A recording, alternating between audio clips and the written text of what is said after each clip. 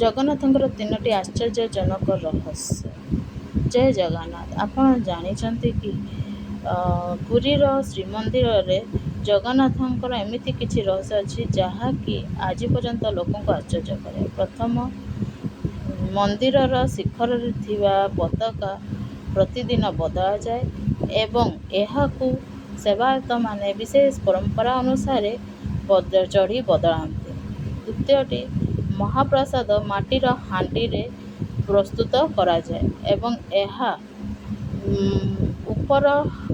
ଏହାର ଉପର ହାଣ୍ଡି ପ୍ରଥମେ ସିଝିଯାଏ ବୋଲି ପ୍ରସିଦ୍ଧ। ତୃତୀୟଟି ହେଲା ଜଗନ୍ନାଥ, ବଳଭଦ୍ର ଏବଂ ମା ସୁଭଦ୍ରାଙ୍କର ବିଗ୍ରହ କାଠରେ ନିର୍ମିତ, ଯାହା ଭାରତର ମନ୍ଦିରର ପରମ୍ପରା ଏକ ଅନନ୍ୟ ବିଶିଷ୍ଟ।